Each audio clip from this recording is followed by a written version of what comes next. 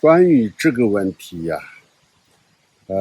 在很多佛经里面也说到关于阿赖耶识的部分，所以阿赖耶识当中呢，会有很多就是无始以来的各种各样的我们所造作的这个善恶的记忆，所以呢，有些人从小比较聪明的，学什么东西都学得比较快的，尤其是语言呢，有些某些方面特别有那种天分的，那这些都某种程度上确实是跟前世是有关系的，所以呢，不一定都是因为是精神的努力，所以我们看到有些高深大的，他们毕竟也许是另一个语言环境长大的，但是他们也有能力有把握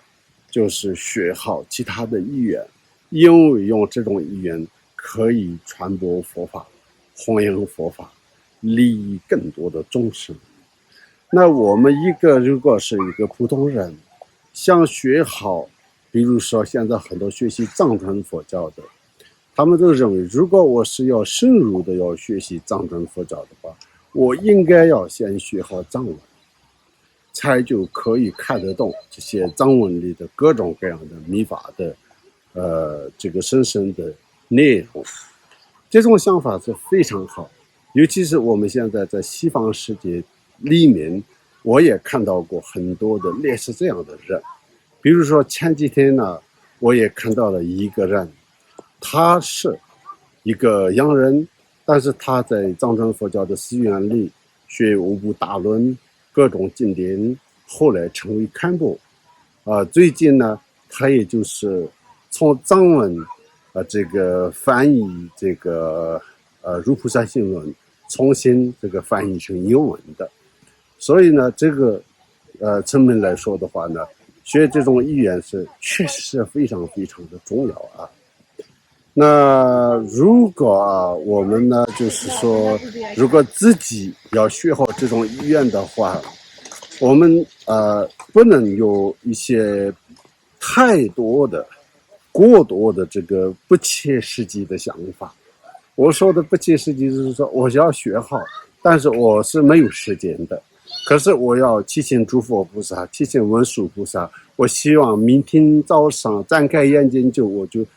已经通就是精通了这个五部大论啊等等。有些有这样的一个想法，这个是非常难实现的一个成就啊，这是一个非常好的一个成就，但是实际上是有难度的。所以呢，我们一个普通人来讲的话呢，无论是其他的上师，其他的这些学者，他们学的有没有很快，有没有特殊的技巧，但是你自己呢，应该要佛法也好，语言也好，都是要靠自己的因缘嘛。而且自己的因缘呢，其中一个是本身具有的这种智慧，每个人都其实是有智慧的，但是有些人的智慧呢，并不是那么的就是活泼的一个激发的状态，这是有可能是看起来还没有开发的，但是实际上呢，每个都具有智慧的这个本质所以呢，你就是要努力的要学习，努力是最重要的，其实是努力最重要的。所以语言的话，我个人呢，30多岁开始学这个中文，包括后来这一个过程当中，也花很长的时间，但是不是因为自己很有天分所以学好，但是目前我学的也是里面就是都有我自己的一些时间和精力的这个付出尤其是语言这种呢，就是必须成为一种习惯，所以呢，就是每个人自己呢也要这个花一个时间去专门的学习。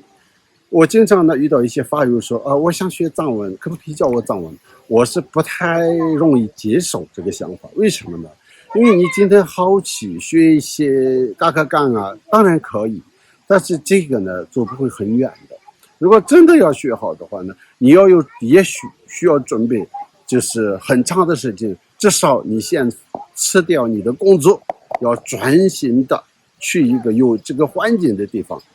花了2-3年的时间，可以达到就是很好的一个基础。然后在这个基础上，有可能是你自己就是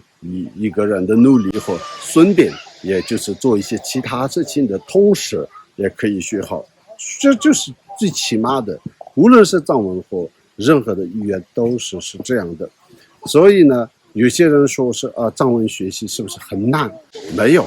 就是跟英文和中文都差不多是一样的，只是语言的结构和文法有些是不一样，只是不一样而已。难度来讲的话呢，我不太认为是每个语言都有太大的差别，只是我们有没有特别去用功学习。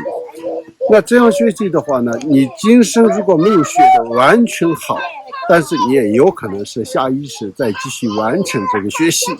这就是阿赖耶识里的这个现象学当中，我们任何的这个善业和恶业有可能是能够继续下去的。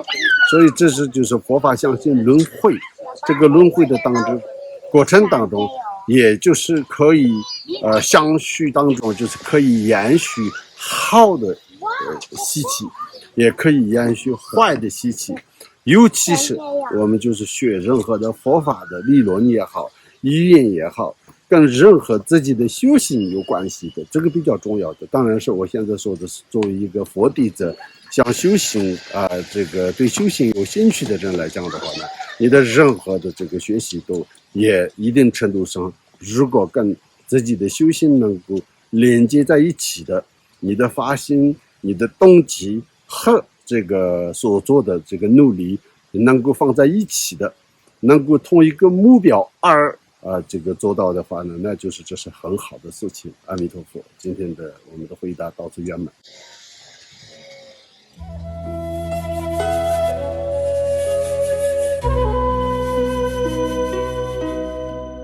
Namo